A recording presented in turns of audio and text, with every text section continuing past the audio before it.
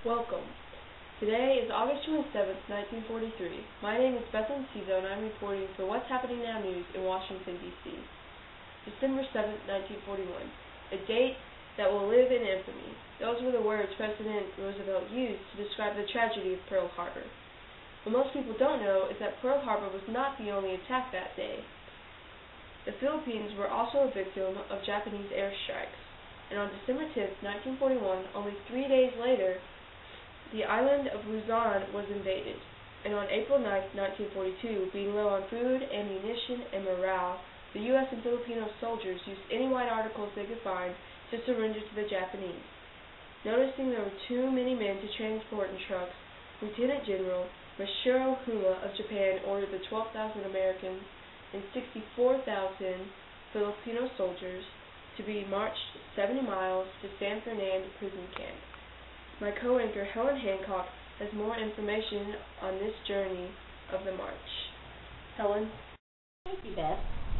This stretch of the Philippines begins here at the south point of the peninsula at Marvelis, marched east to Tepcadan,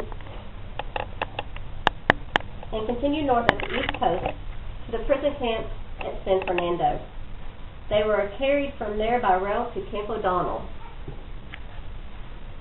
where most still remain.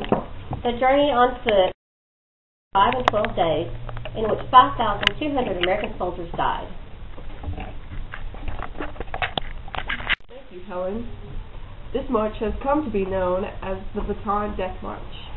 3 American soldiers were able to escape from the prison camp there earlier this year, and our field reporter, Alice Baker, is with one of them today. We go to her now in the fireside room. Thank you, Beth. I'm joined now with Lieutenant Colonel William Dias, one of the surviving soldiers from the Death March. So, Colonel, what were some of the conditions like on the march? Did you have food or water? They wouldn't let us have fresh water, and when we did get water, it was filled with maggots. We went 4 days with no food, and the next 2 with only 1 rice ball a day, which was just enough to fill a coffee cup. So I hear a lot of talk about something called the sun treatment. What exactly is that? The Japanese seated us on scorching ground, exposed to the full glare of the sun. Many of the Americans and Filipinos had no cover to protect their heads.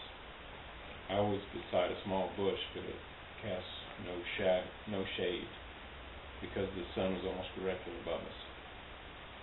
Many of the men around me were ill. When I thought I could stand the penetrating heat no longer, I was determined to have a sip of tepid water in my canteen. I had no more than unscrewed the top, and the aluminum flask was snatched from my hands. The Japanese, who had crept up behind me, poured the water into a horse nose bag, then threw down the canteen. He walked on among the prisoners, taking away their water and pouring it into the bag.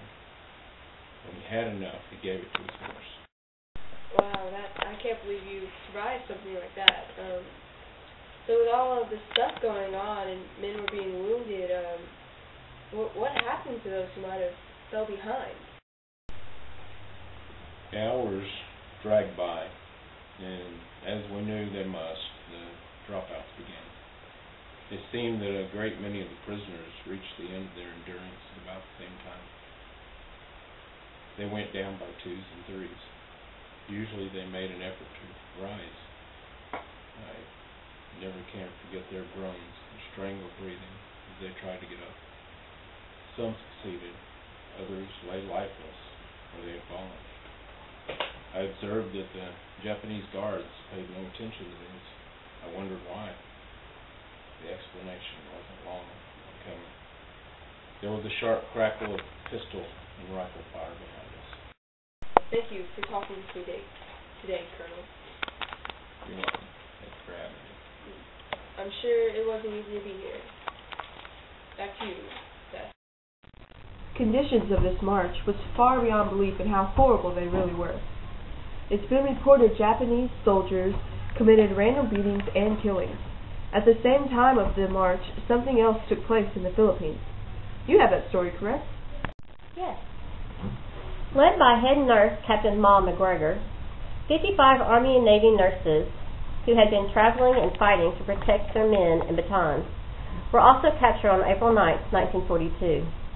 Later that year, they were taken to Santo Tomas internment camp in Manila, where they were reunited with 12 earlier captured nurses and remain as prisoners of war still today. Well, our hearts go out to the families of the nurses and soldiers still being held captive in the Philippines today. I'm Beth Cizo. And I'm Helen Hancock. And What's Happening Now News is signing off.